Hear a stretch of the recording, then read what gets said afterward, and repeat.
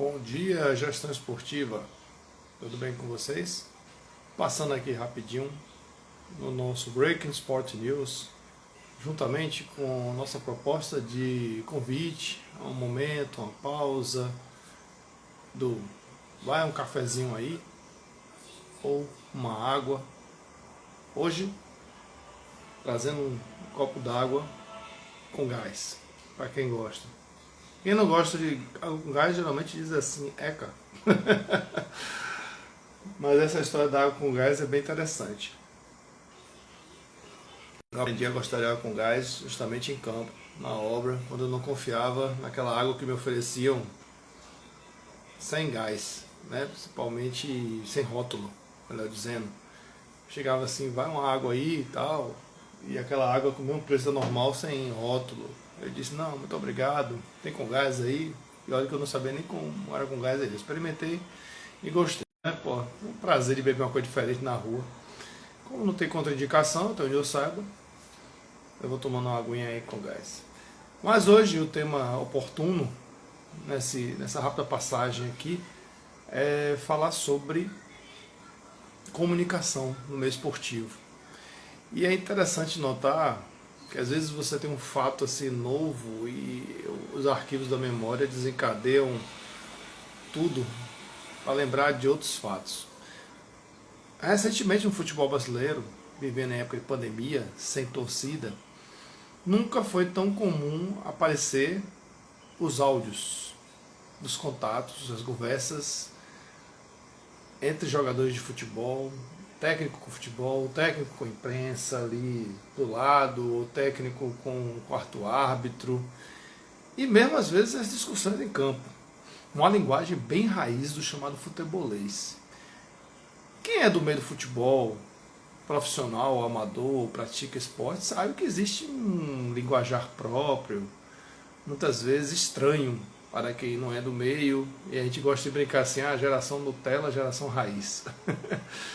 E ontem eu peguei um fato interessante, que foi no jogo Bahia e Corinthians, uma discussão bem assintosa entre o jogador Gregory, capitão do time, que é a liderança, e o Rossi.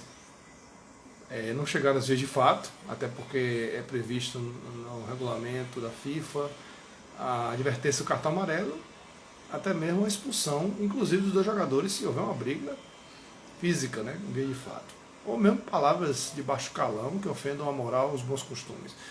Mas enfim, não é o mérito aqui do momento agora. Mas enfim, ficou a discussão no ar. Vontade de vencer, dentro do psicológico da equipe individual, pressões externas pela situação e sair da questão da zona, ou realmente, às vezes, desequilíbrio ou estabilidade emocional, que também tem a ver com o momento da equipe individual de cada um reage às pressões externas e mesmo internas, né, a autocobrança. Outro fato, recentemente, também foi no jogo Bragantino e São Paulo, onde teve uma discussão forte, pública, que normalmente acontece no vestiário, e às vezes acontece vias de fato, durante a história do futebol e outros esportes também, entre Tietê e o seu técnico, Fernando Diniz. E o áudio sem torcida, que normalmente é uma questão de acústica, normalmente abafa esses sons, virou um motivo a mais para a imprensa explorar esses diálogos que ela sabe profissionalmente que existe, mas que não vinha à tona e vira objeto de discussão e, claro, venda de audiência. Mas choca, chama a atenção de quem não está acostumado com esse mundo que a gente vive hoje do politicamente correto, o pisando em ovos, o mimimi, a geração mimizenta, sabe? O não me toca, tudo me afeta, que chega a ficar chato, insuportável.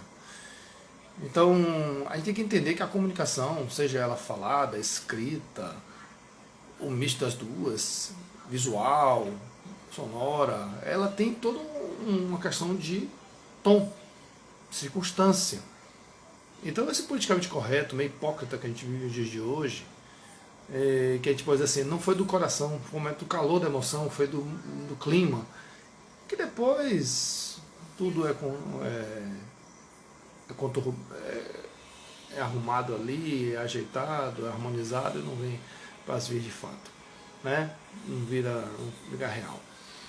Então, tem outros casos aí também que a gente já viu no vôlei, no basquete, o próprio tênis a gente já viu, tenistas famosos que já se aposentaram, que tinha cabeça quente, jogava a raquete para cima, quebrava a raquete, e meu Deus, ele quebrou a raquete. Se não me engano, era John McEnroe, tem outros também meio temperamentais, naquela época falava temperamental, hoje em dia fala estouradinho, pavio curto. Essas questões do esporte, a linguagem, tem muito a ver com a natureza dele, as questões sociais, as origens, e principalmente o futebol, ele falando especificamente mais, que é mais popular do Brasil e do mundo em geral, tem um domínio aí muito grande.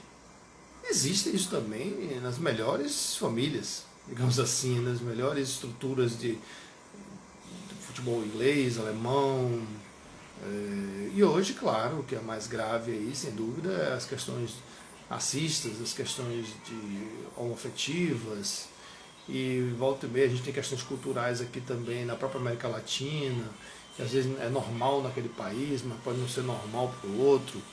Então é importante, sem entrar no pisar em ovos, sem entrar no mimimi chato, insuportável, respeitar o contexto do momento, claro, levando em consideração os limites do respeito àquilo que pode ser visto em público. Hoje em dia a vida é cercada por um reality, parece que é um reality show, tem sempre um celular apontado para você, tem sempre um áudio que vai pegar de uma posição, de um ângulo, de uma imagem que não foi pega. Então, hoje a gente pode-se dizer assim, a gente não tem mais privacidade. E mesmo num jogo sem público, no estádio, na arena, tivemos há pouco na política e também uma reunião que legalmente ela pode ser fechada, é uma reunião como se fosse um condomínio, não é obrigado a tornar público, mas um determinado desembargador, o juiz da Suprema Corte autorizou a abertura completa da reunião e virou exploração da própria mídia de coisas que não tinha nada a ver mais com o fato. O fato em si foi explorado, mas pegou outras conversas paralelas que até então não era para ser exposto. Não era para ser exposto porque era uma reunião de cotidiano. E não é porque é serviço público, tudo tem que ser aberto. Existem no meio público também reuniões confidenciais que são abertas de acordo com autorização ou determinação da justiça, que não foi o caso. A determinação da justiça foi para uma parte da reunião. E vai que de repente mandou abrir toda, e aí a própria imprensa brasileira hoje, como todo mundo já conhece, muitos aí exploram para angariar patrocínio, verbas entrando, mas enfim, não é o mérito aqui da questão. Então a comunicação, até dentro das empresas corporativas, institucionais, filantrópicas, se for fazer uma pesquisa de ambientação, de ambiência, muitas vezes o que é mais reclamado pelos próprios trabalhadores e funcionários é a forma com que essa comunicação é feita. Então muitas vezes se reclama da rádio peão, em aspas, início, fim de aspas, abre aspas, fecha aspas, rádio peão, o boca a boca, o disse-me disse, e é aquela coisa do telefone sem fio que distorce, que hoje a gente chama de narrativa, porque muitas vezes é premeditadamente por conveniência, né, daquele grupo político empresarial, que é contra ou a favor do governo, etc. Mas no caso do futebol, é normal e é enraizado linguagens que são típicas do futebol, desde que não ofenda o pudor, os costumes, a moral, a integridade. O meio futebolístico e outros esportes também, cada um tem suas peculiaridades de comunicação. Então é normal que essa discussão seja feita, às vezes mais assintosa, mas a gente tem que entender sempre o contexto com que ela foi.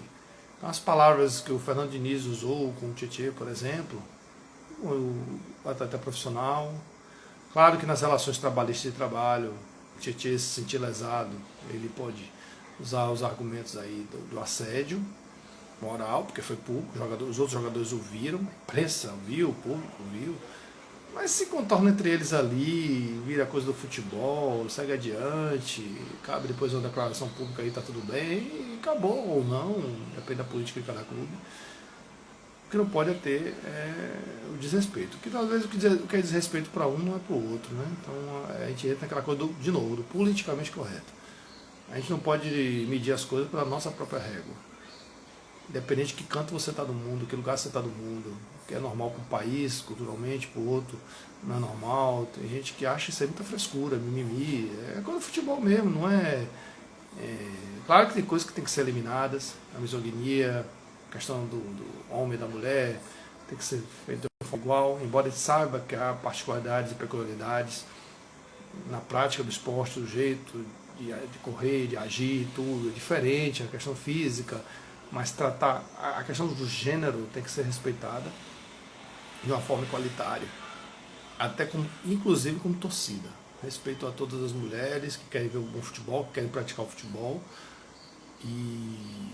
Mas essa linguagem aí, desde que não parta para questões de xenofobia, misoginia, questão racista principalmente, que é muito grave, a injúria, o resto é de boa, é do futebol, é da provocação, para não se tornar chato, né? Então a gente vai em frente aí e fiquem à vontade aí para deixar nos comentários o que é que você acha. Um grande abraço. Bom dia.